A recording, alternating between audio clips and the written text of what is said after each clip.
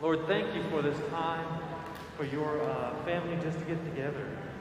Pray that you would be in our conversation, direct us to those things that we should talk about. And I pray that you would be in the midst of it, that it might be all for our good and for your great glory. And we give this time to you in Jesus' name. Amen. Okay, so I had a couple questions come in on email. And so I'll go back and forth and start with one of those. The first question I had come in was on COVID and how I plan to deal with it. And there's no easy answer, but except for to beg for grace, right? That's what's so desperately needed. We all have been through different iterations and decisions. Every church in the world has tried to make the best decisions we could with doctors' recommendations. It got, as you all know, sort of weirdly contentious and political a few months ago. And it was unfortunate that the pandemic hit in the middle of an election year, I think. Let me just say that. So that it seemed not a politically scandalous thing to say at the beginning for me to say, well, we're going to follow the CDC guidelines. But pretty soon that became an argument. And so there's been a lot of a lack of grace sort of surrounding the whole conversation. And let me say this, we've never done this before. The church we're all making this up as we go along. I went back, so my last church dates back to well before the 1918 pandemic. And I went back to see how they did things in 1918, and all I found out was a bunch of people died in 1918, and a few of them were listed as from the flu. That's all I can tell you about how they did it in 1918. Keep in mind, in 1918, they didn't even have penicillin, so things have changed dramatically. So I'm comfortable with the guidelines we've put in place. Certainly, it would be hard for me to justify lifting restrictions in any way at this point. I'm also a man under authority, both civil and ecclesiastical. So whatever we do will have to be done in conjunction with our bishop and with civil authorities. Don't get me wrong, there's a time for civil disobedience. I'm hard-pressed to decide that a pandemic is that time. So we're going to wear the masks, and we're going to continue on as we are. We're also not going to live in fear. And we're going to live like eternity matters more than today. So I'm not going to change anything in that regard. We're going to go ahead with Christmas Eve. We've got 4 services planned right now. We're prepared to add a 5th if we need a little more space. So noon, 5, 8, and 11. We're prepared to add a 3 o'clock if we need to broaden it out a little bit. I also am aware that people have different risk tolerances and people have different concerns, and there's doctors among us who need to be particularly cautious because of their line of work. And so at some level, being cautious is both wise and charitable. So that's where I'm coming at it from. I in one day a couple months ago was told that I was being heartless and cruel for even allowing us to gather, and because that meant I was trying to kill people. And then a couple hours later, somebody else told me that I had drunk the Kool-Aid and was colluding with Antifa because I was requiring masks. So I think what that means is I found a middle way that made everybody mad, and that's what we're shooting for here, is to make everybody mad. Okay, I'll go back to the email questions. Anybody have a question that has come up on your heart that you would like me to answer now? Go ahead.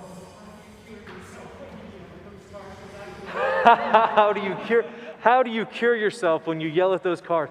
Yeah, one of my dear friends and mentors, Father Joe Rhodes, likes to say he wishes he had triggers on his steering wheel. Like he wants fire buttons on his steering wheel to blow him up. You ask forgiveness, and thank God we have a God of grace. And you, after you get done with your temper tantrum, you say, "Oh man, devil got at me that time. Sorry, Lord," and you trust that His forgiveness is abounding. Yeah, Good question. I'm working on it. I'm a work in progress. Yeah. Okay, anybody else? Have something burning on your heart you want to ask me about? No? I'll go back to the email questions. So let me jump down a little bit. Okay, I have a question about first priorities and goals, first 100 days in office, first year, long term. My former bishop used to say, and I've come to realize how right he is, that every priest overestimates what he can do in a year and underestimates what he can do in 5. So in some sense, I don't have, the first 100 days in office thing. We've made some tweaks just because you took a big organization and you threw a new cog right in the middle of it. So we've made some tweaks that I hope make the staff work better a little bit. But I'll tell you my first priority, and the staff has heard me say this, and I hope this doesn't hurt anybody's feelings here who's not on staff. My first priority is to the staff. I've met with, at this point, all of the staff and had just a really sweet, tender time of talking to them, just hearing their story. I mean, I didn't really have an agenda with them, except for to say that I'm not accepting anybody's resignation at this point. And that my calling, I mean, at some level, I have the simplest, maybe not the easiest, but the simplest job of any staff member at this church, because they all have very complex and very skilled work that they do. My calling is to be a pastor to the staff and to equip them to do their work. So that's my first priority. Second priority is to listen well. And to listen well to the staff and the congregation. And I'll give you an example. At one of our first sort of department head network leaders, we call them meetings, all of the network leaders had the exact same idea on how staff meeting days should run, but we had never talked about it. And so there was a tweak that they all thought we should make in terms of sort of flipping one group with another. And that was an easy call. It was, okay, you all think that's, you've been doing this longer than I have. You think that's how it should go. It makes sense. And I'm finding out that Diane's really, really smart. And so when she,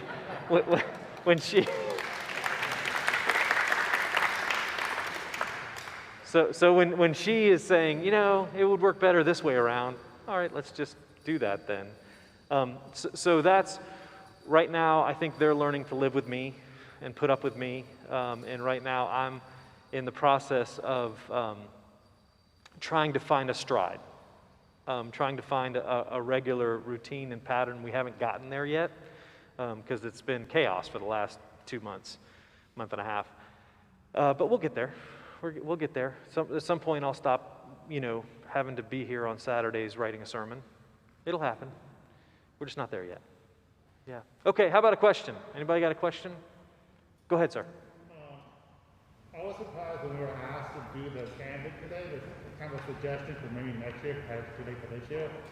But it was great because usually even at our old church, when they do that, it's usually like the younger couple with the younger kids, and that's what we've always been expected, right? So when my wife said, hey, they asked us to do this, I was honored to do it, right? Because our son's a lot older.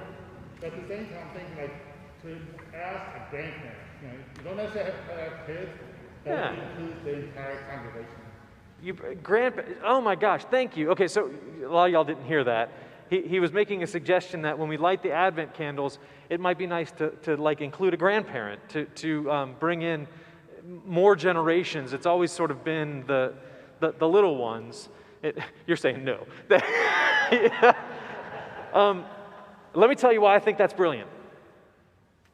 Grandparents we can go into demographics here, we can go into lots of things. The fact of the matter is the baby boomers are grandparents. And the millennials are the ones now having kids. Us Gen Xers, there's like 5 of us in the whole nation and we're poor. So Gen X is like the silent generation.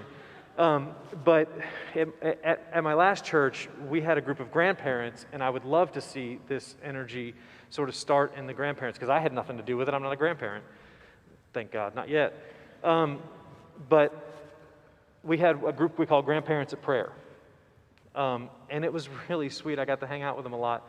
And they just came in once a month, and I don't need a show of hands, but I'm willing to bet there are a lot of people in this room right now who have children and grandchildren who aren't in church, who have children and grandchildren who don't have a relationship with the Lord. And so your job's not done. The grandparents' job isn't done. Remember St. Monica, the beautiful story of St. Monica, who as a mother prayed for her adult son who was a total jerk. He was a lawyer, so you know how they are. It's a joke, Major, it's a joke. He was a womanizer, he was a gambler, he was a thief, and she sat on her knees in the church every single day, which, by the way, you could do. You come to morning prayer at 8:30. We get lonely. But she was on her, or evening prayer at 5. She was on her knees every day, and the bishop of the cathedral she was worshiping at said to her one day, "The child of these tears shall surely never perish." And her son converted, as did her husband, by the way. And her son became St. Augustine, who I quoted in the sermon today, and is considered widely across denominations as the greatest theologian in the history of the church. So your job's not done just because you become a grandparent. In fact, in a lot of ways, you're now freed to bring things to God. So yeah, it's so important that ministry and family ministry be intergenerational, and there's a special prayer for grandparents. That we started also a grand camp, and I can take no credit for this because I had nothing to do with it. And it was like a VBS, like a short 1-day VBS, 2-day VBS for grandparents and grandchildren. And for a lot of those kids, it's the first time they'd ever gone to a church. We've got a lot of energy and a lot of resources and a lot of grandparents. So, yeah, and great grandparents, yeah, and some really great parents while we're at it.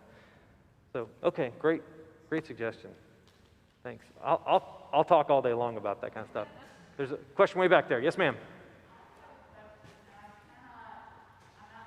That's okay. I'll come to you.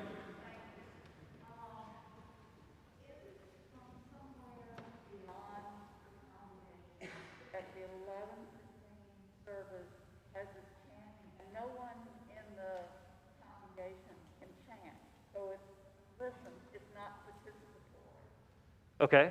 And, I mean, surely on my holy days, as you say, our high holy days, I mean, that was something very, very special. Or is this something that comes from above? You can't make that choice?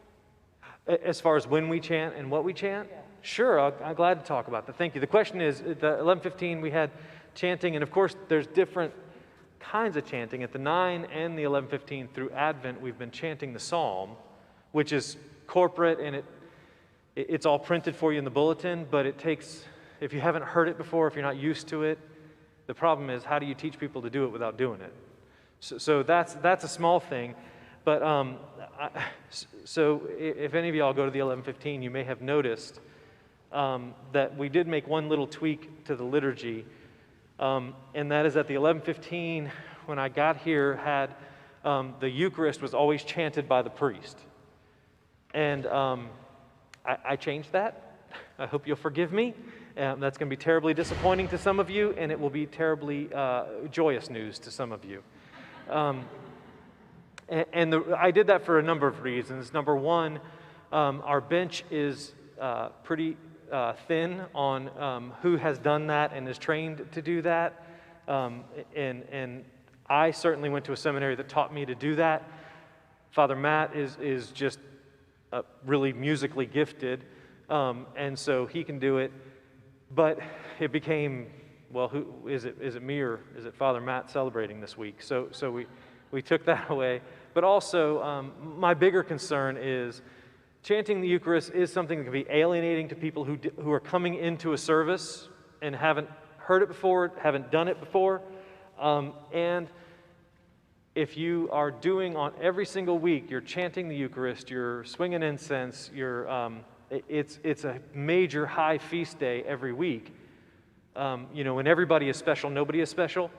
And so what do you do on Christmas Eve? I mean, literally, Chris can pull out some more stops, right, with the organ. But when you've pulled out all the stops that we clergy know how to pull out, what stops are left to pull out? So I sat every week the clergy meet, and I talked to them about it, and we sort of bashed our heads together and decided we're going to do that on high holy days. We're going to do that on red letter days, and we're not going to do it every week. It also, not for nothing, it adds a couple minutes to the service. So it doesn't hurt my feelings to not add a couple minutes to the service. I know my chair is much, much more comfortable than yours.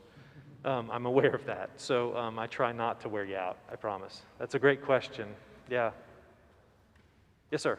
Because this page and this page, historically in our church, we had a listing. It was great to see the blessing of the process of the alcohol. We had a listing of those that were serving in each service, including the ushers and the lay readers, and the acolytes as well. Yeah. And it was a blessing to get to know who was actually serving each week. Yeah. Certainly we're in a weird time right now. I don't know if anybody had mentioned that to you as a history, but it kind of fell by the wayside before the pandemic because of scheduling, and some kids were not showing up at the right time, but they're printed, we have to go to press. There's a litany of reasons why it disappeared. But I love seeing it. I want to bring your attention, and I think it was a blessing to the families at Cathedral. Yeah. So the suggestion for those of you in the back is that we used to, I guess, list all of the names of the participants in the service in the bulletin, and at some point we stopped doing that, probably because of scheduling. So this is one of those times when I'm going to say, I don't know. I don't know, but it's a great question, and certainly the staff will bat that around in the coming week, because we just haven't had that discussion since I've been here. I hear what you're saying, that it's nice to be able to see. So selfishly, as I'm learning people and trying to learn names and who's who, it would be nice to have that reference as well. So, but we'll bat it around, and I just don't know why we stopped doing it. But there's probably some history there I don't know. Yes, sir. Sure.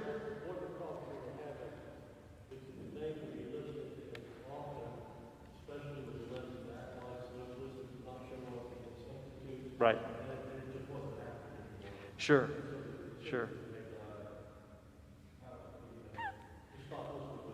Yeah. Sure. Yeah. So to fix it, you got to fix the problem that caused it first. So yeah, it's a bigger discussion, but worth having. Yeah. Thank you.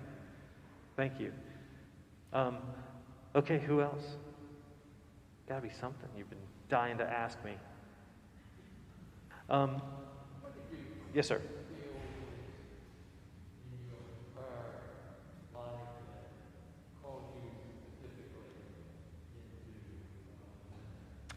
Yeah.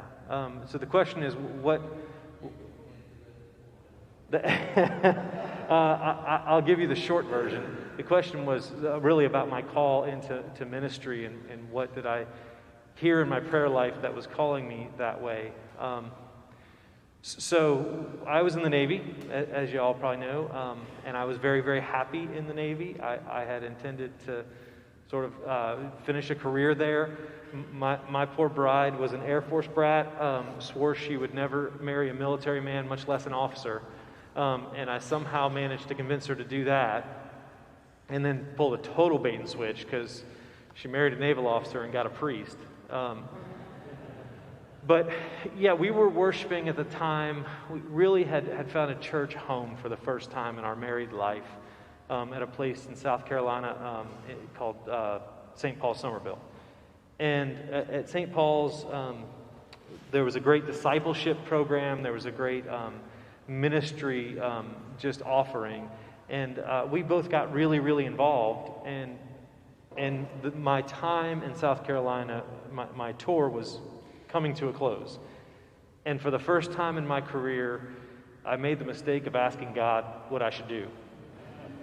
And the only clear answer that Kim and I could get on it was something was supposed to change. And we really didn't, at that point, know what that meant. And so I tried to transfer into a different sort of specialty in the Navy. Well, not really different, but a little bit different. I tried to go from a regular surface warfare officer to an engineering duty officer, which was kind of what I did anyways. And I called the Bureau personnel, and they were like, "Oh, you're a shoo-in. Just put your name on a sticky and get it to us. No question, you will get selected." And so I did that. I did a little bit more than a sticky, but I sent in, threw together a package and sent it in, and the selection board came out, and my name wasn't selected. And so I called them and I said, "What gives?" And they said, "Oh, well, there was some irregularity in your paperwork. No big deal. We realized you have time to do another cycle of the selection board, so we'll get it straightened out, and next time, this is a no-brainer. You're a perfect fit for it. We'll get that done, and then we'll send you to Monterey, California to grad school. And you can get a master's there." And so, okay, this next time the board comes around, I have everything together. I know my package is in perfect working order. I send it in, and the selection board results come out, and nobody's name was on it. The entire Navy was shut down on transfers because when I called and found out when they were on their way into the selection board, this was at the Pentagon, the Department of the Navy decided that my specialty was, which was surface warfare, nuclear, was critically manned, and nobody was allowed to leave it. And so the entire Navy shut down transfers. Well, at that point, there was not time for another cycle.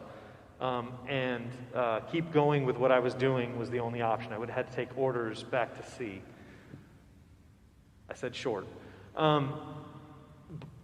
As we prayed about it, it became clearer and clearer and clearer that I was supposed to do something different. God sent a bunch of different people into my face to say, "Have you ever thought about seminary?" Kim and I talked about it. Her first response was the response I needed, but not a very encouraging one. And when I woke her up and said, what if I'm supposed to go to seminary? And she says, "All right, scale of 1 to 10, what are we talking about?" And I said, "I don't know, 4? Like, it's there, it's a thought." And she says, "Wake me up when it gets to 10. And that was it. But God worked on us a lot. Finally, I was getting ready to process in as a Eucharistic minister, kind of what we would call subdeacon here, one Sunday, and the assistant rector said to me, "I need to talk to you." And so I sat down and talked with, it was a female priest, Becky, and I sat down and talked with her, and I'll never be as cool as she was in that moment, because I was explaining to her that, God would have to, send a lightning bolt. He would have to hit me up head with a 2x4 because I'm a still small voice guy, right? God doesn't speak to me in big, dramatic fashion. And as I was saying that, her back was to the window, and outside the window in the field outside, 3 flashes of light and 3 lightning bolts. Boom, boom, boom. And she didn't move. I mean, like ice. Didn't move, didn't flinch, and just stared at me and said, "Well, there's your lightning bolts." So, yeah. And then the path was supposed to be, a year from then I was going to finish discernment within the parish, and then another, basically 18 months out was when I would begin seminary. I talked to the bishop, and the bishop talked to me for about an hour and a half, and nowhere in there did he indicate anything other than, "Yeah, maybe, we'll see." And then at the end of that conversation, he said, "So when do you get out of the Navy?" And I said, "Well, I can put in my resignation and get out in August." And he said, "Great. I want your discernment committee done by August, and I want you in seminary when the second you get off of active duty." And so what was normally in our parish 2-3 year process became 6 months? Not even? What's that? 6 weeks, she says. She knows all that. So, I mean, I couldn't blink. I never had a chance to say no. It just, like every single step, we said, okay, now's when they're going to tell us no. Thank you for being obedient. And I could see the blessing in it. My marriage was stronger. I was a better dad. I was a better Christian for just obeying to that point. But every single step, we were sure this is the point at which they're going to tell us, yeah, you're not called into ministry. And but thank you. And then that never came. It was just every single step was, okay, now the next step is faster than you think. So that's just been one of the marks of God's call in my life is it came out of nowhere. Everybody else knew about it before I did. It started slow and then accelerated far faster than I could keep up with. And it was good for my family. I've learned that when those 4 things are present, that's pretty authentically God's call, which was the case of being called to St. Peter's. Came out of nowhere. I don't know if y'all know this, but there was no mechanism to like put your name in to be considered here. It was totally a headhunting scenario where the bishop called me because I think 2 other bishops had given him my name, and came out of nowhere. As I asked, like my intercessors and some friends to pray for us, every single one of them knew that this call was going to happen long before I did. And you think, thank you, you're just being nice when you say, no.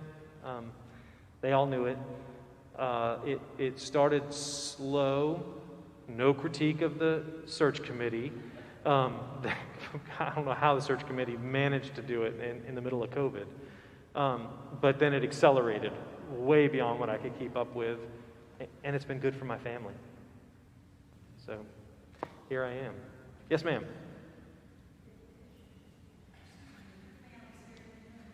Yeah, so my wife is here. I don't know where the kids. This is Kim. Stand up, say hi.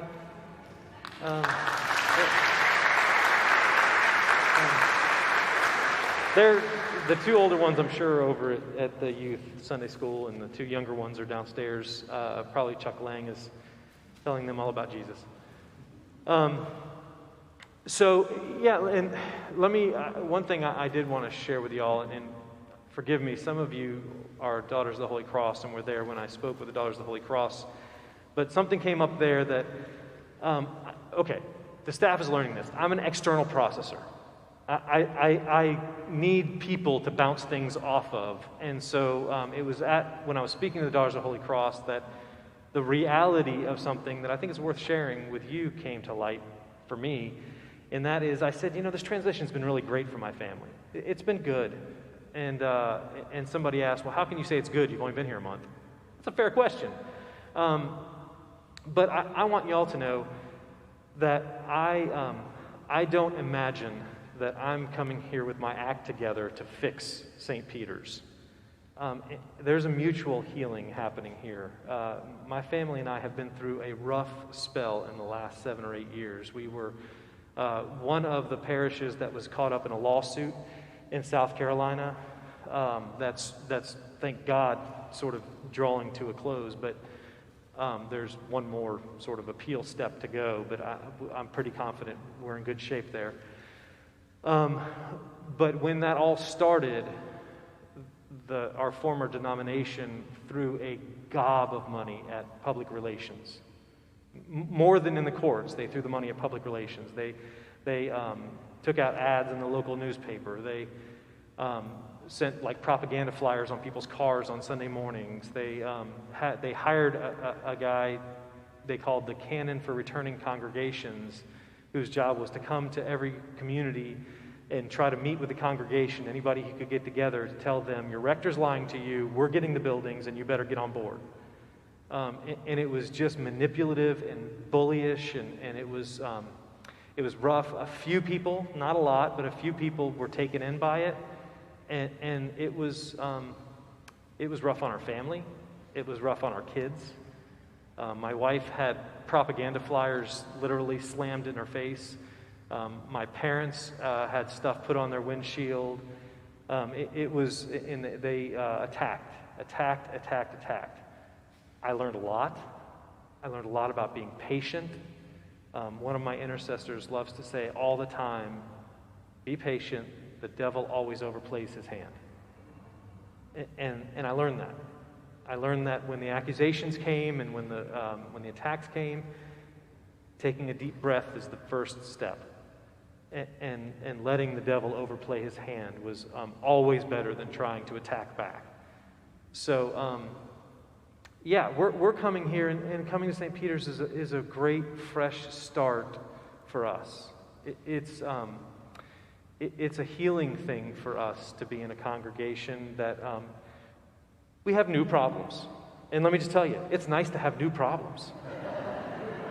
It's nice not to have the same old problems. I was there 11 years, which it was some of the same problems all 11 years. So I just want you to know that there's certainly a sense with all this congregation has been through of, well, the new dean's here, kind of to get our act together. No, I'm here so that God can heal all of us, and there's a chapter turning to it, but it's His leading, and I'm trusting Him because this has been good for our family. It's been really good for our family just to have a fresh start on all of that. So, go ahead, Bruce. Thank you. Go ahead, Bruce. Yeah. Thank you. Like I said, it's been a blessing, and you pray that when God's doing something, it's never one-sided, right? His picture's so much bigger than ours. So, we've been really, really blessed. It's fun to be homeowners again. What a weird thing. It's fun when a light bulb goes out for us, it to be our problem. We lived in a rectory, so yeah. All right. See, Francis sent me some great questions, and I got other ones too that were overlapping. So there's a question, tell us about yourself. We have 4 boys. James is 18 and in the process of college applications and all of that stuff right now. Jacob is 15 in the process of trying to keep from me killing him. Sam is 9 and in 3rd grade and kind of just a happy-go-lucky kid. And Mac, we call him Mac, because he's Marcus Jr., M-A-K are his initials. But he informed us when we moved here that he would be called Mark. So we're trying to honor that. He's 7. But he's told all of his classmates that he's Mark. So but he's still Mac at home. And he's a hot mess, and he's the youngest, and for those of you who have or are the youngest, you know what a joy and constant challenge that is. So I'm the youngest of 4, by the way. So, and my wife is the youngest as well. So he's the youngest child of 2 youngest children. So I think there's a special energy that comes from that. And then Kim and I both grew up in Central Florida. I grew up in Altamont Springs. She grew up in Lake Mary, just one exit up I-4. And then my parents moved to Longwood after I went away to school. And I still have 2 sisters and a brother in that area. Kim has 2 sisters and her mom in that area. My parents moved up to Sumter, South Carolina 4 years ago. Does that sound right? And they're looking to move here. So, that'll be fun. They're getting their house on the market and all that kind of stuff right now. So, yeah. Any other questions that have come up while I was talking? Yeah. I'm not going to hold you any longer than you want to be held, but I will tell you there's one more question that I had emailed to me, which is that I'll just read it from Francis. It seems every year we fail to meet our budget. I know some people are motivated by brief descriptions of what that budget is used for, but other people don't seem to be motivated until they hear how our shortfall will be met. So, the fact of the matter is, this is the church, and I will tell you, I'm not surprised by the pledge sort of percentage we're at now. I think we're in the mid-80s on number of pledges. I'm not surprised by that. I've never been through a year where it wasn't like that, where getting people to get their pledges in is just a perennial problem, and I get it. I have a lot of patience for it because I'm a procrastinator. So, what probably is never really well spelled out is that our budget year actually has already begun. Our fiscal year has already begun in the church. And so I think we, the people who are given the pledges, tend to think January to January, but the church year has already begun. So we've actually begun on sort of a deficit budget at this point. And there's a lot of good reasons why the church year begins earlier at a lot of churches. In fact, I shifted my last church to begin earlier. And the biggest issue is that December is 2 months. So there's basically 13 months in the church income year. There's January through December and then December, because Christmas has usually a bump, and usually it's worth about 2 months. So it's helpful to have that bump, that December bump, at the beginning of your fiscal year and not at the end of your fiscal year, because if it's at the end of your fiscal year, you're scrambling to try to make ends meet, not knowing what's going to come in Christmas. But if it comes at the beginning, you can coast on it and help it to get you through the lean summer months. Although online giving has balanced that a little bit. But so yeah, it's every year we probably have to scare people a little bit into realizing that if we don't pay for the stuff the church does, the church isn't going to do that stuff. I mean, that's just logic, right? So that means staff. I'm still learning the finances here, but the staff is a heavy portion of the budget here. It means ministries. It means, can we do the types of stuff? Can we pay for paid singers on Christmas Eve? Can we have that guest speaker come in who I'm hoping will come in and speak with the clergy on prayer teams and developing prayer ministries here? That guest speaker I'm planning on bringing in January, can we pay for him? And you start to have to make calls, and I've had to unfortunately make a lot of calls. It's heartbreaking when you can't do something you know God is blessing and you know will bless us more because the budget's not there. So yeah, I wish I had a better answer on that, except to say that every year, the pledge percentages, I don't know where we are compared to last year. Do you, Diane? Yeah, I just don't know where we are in comparison to that. So that's why the vestry gets tapped to start making phone calls here pretty soon and reminding people, hey, we really do need your pledge cards. And my view on pledges is this. It's not a contract you have signed with Verizon. Like, we're not sending bill collectors after you, right? It's a covenant. It's more theological than financial. It's a way of saying, I'm in. I love my church. I support my church. And this is part of how I support my church. I hope it's not all of how you support your church, but it's part of how I support my church is by being in. And if you don't know what your income's going to be next year, and good grief, these are weird times, then put down what you think it might be. Or put down, I don't know what my income's going to be. I'm going to do what I can. And at least then we know you've responded to it. So that's where we're at on all that. All right, any final questions? Anybody? Nope? Okay. Hi, Amy. Hi. So I just wanted to say thank you for doing the Cathedral Conversations. I know it helps all of us get to know you. I've got a pretty loud voice, but I'll speak into this too.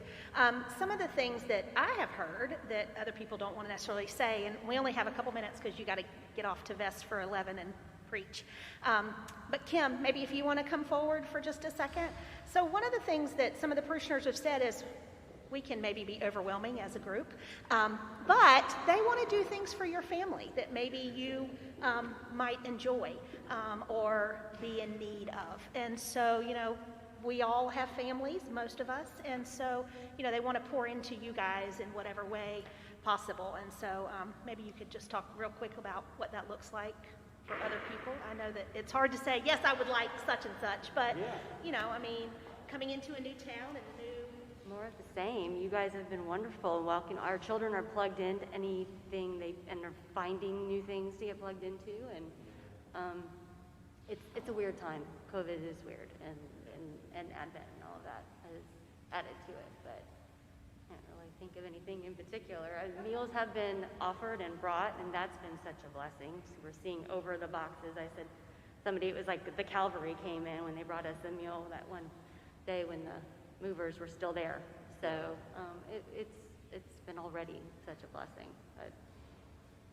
Yeah, I would echo that and say, you've saved us a ton of energy and thought and money. A lot of, we've gotten several meals from folks, and Ellen has been so gracious to kind of coordinate that. I'll just tell you, our oldest son, that was moving a kid in the middle of his senior year, and he came in, and I think the second day we were here, he was at Bill Krisner's Engage group. He was invited to before we even... That's right, Bill had invited him, before we ever moved here, and within 3 seconds, he had like 3 new best friends, and I think actually has more of a social life now than he did before.